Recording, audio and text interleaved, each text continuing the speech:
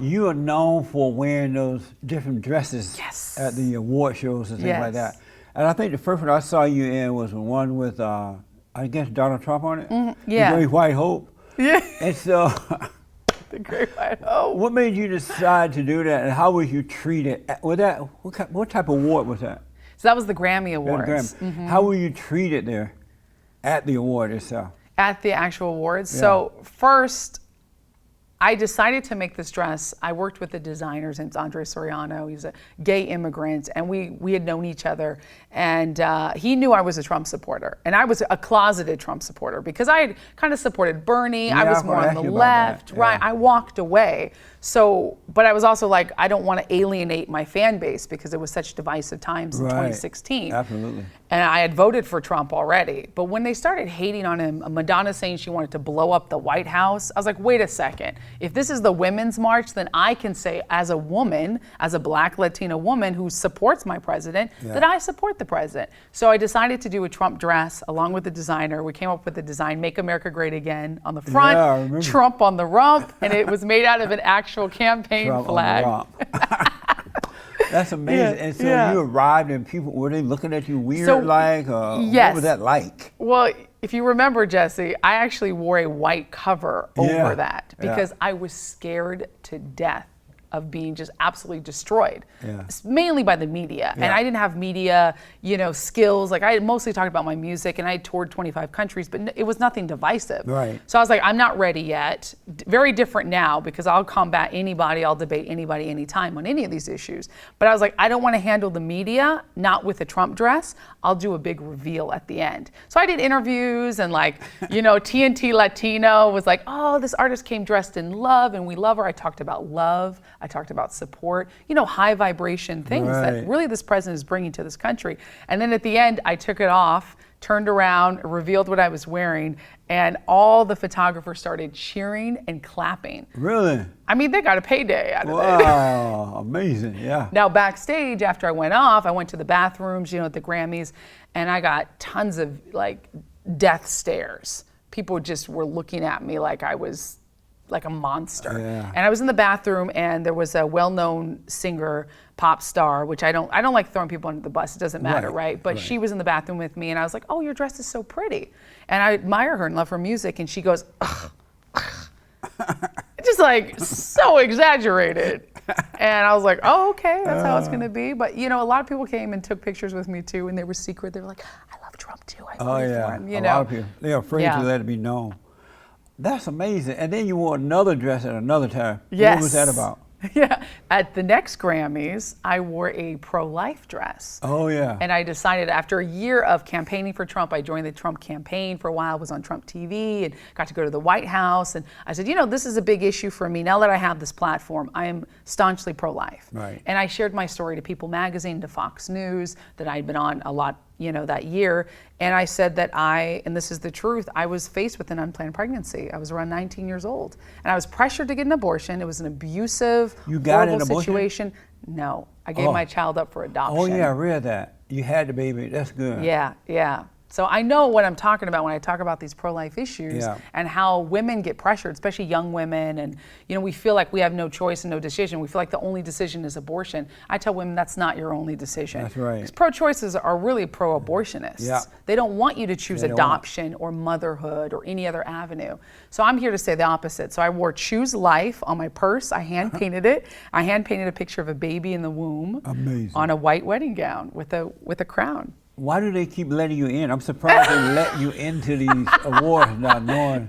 Maybe after this interview they won't let me in anymore. That's good. I'm a They member. should let Yeah, you in, but exactly. this is America. You can do what you want. Exactly. Well, I'm a member of the Recording Academy and have been since 2015. Oh, okay. So I'm very, active behind the scenes as well, advocating for musician rights and, going to Capitol Hill and different things. So this is my community. I mean, I've been a musician since 2011 professionally, Right. and I've toured 25 countries. I grew up in musical theater. So this is who I am.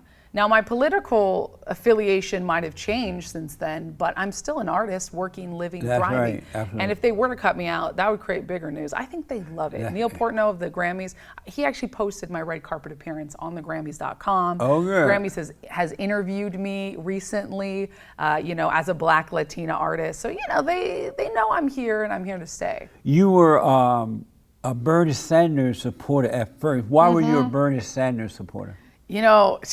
I was not educated. I'll be honest. When I was liberal, I was registered independent. I had voted for Obama, and I'd sort of gone away from my parents' upbringing, which Right. my mom wasn't really political, but my dad was conservative. Fox News on the house all day, And I was like, I want to be more like my peers, because when you're young, everybody's liberal. These are the people fighting for people's rights, human rights, Black Lives Matter, all this I stuff. thought the same thing too. Yeah. And when you're a person of color, that's your scene. Yeah. Ebony Magazine's talking about this. They're not talking about conservative women who are leading the torch, for freedom, which they are. So I was proselytized and desensitized to really values and morals. And I thought, well, yeah, Bernie Sanders, everyone was talking about Bernie. All of my musician friends, all my friends in the scene were all saying Bernie is the great white hope, right? The great free hope, free college. Who doesn't want free, especially when you're a struggling musician? Yeah. And I mean, that romance lasted only a couple weeks because I realized, he's a socialist. And even at that level, I knew socialism was not good. Good. I was educated that much. I want to go back to, so you got pregnant, you had your baby. Yes. And then you gave the baby up. Well, I actually had adoption. Yeah, an open adoption was actually done while I was still pregnant. Oh, really? So I signed the paperwork when I was 4 or 5 months pregnant. Was it hard for you once you had the baby, was it hard to just let him go like that? Yes. It was a boy or girl? Girl. Wow, was it hard for you to let her go? It was the hardest thing I've ever done in my Because life. I hear people say that, why would you want a woman to have a baby and then have to put it up for adoption?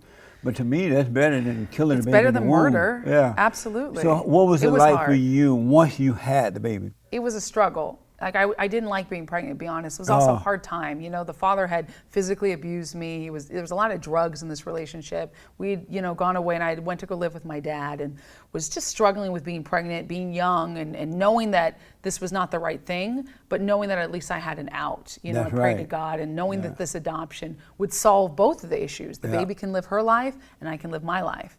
And I wasn't really thinking much about it while I was pregnant. But after I had that beautiful baby, I mean, you can't deny.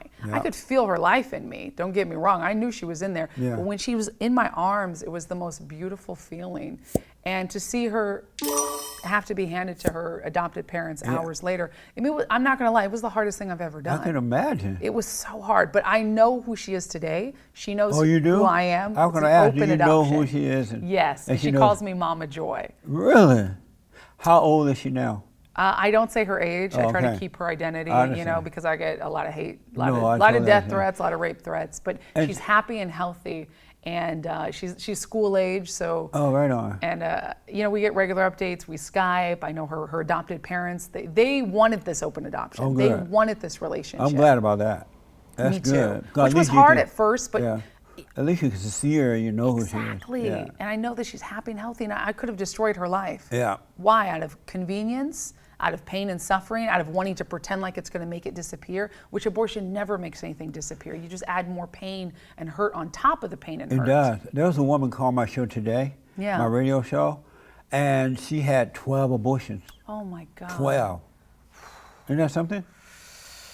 And A poor woman. She said she was feeling so guilty she could hardly go on with life. Yeah, And she was trying to help other young girls know not to do that. Oh my God. You do suffer for it. Good she said. for her. Yeah. I mean, that's the thing is once you've had it, nobody talks about that. Right. 40% of all women, as soon as they have an abortion, have suicidal thoughts. Yeah. 40%. Yeah. And the rest, they're in denial. They leave all that out. They leave That's it amazing. out. And if you're pro-choice, if you're, hardcore leftist, you can't even say, I regret my abortion, because it's not a woman's rights. I know. You can't even talk it's about crazy. that. It's absolutely crazy. Yeah.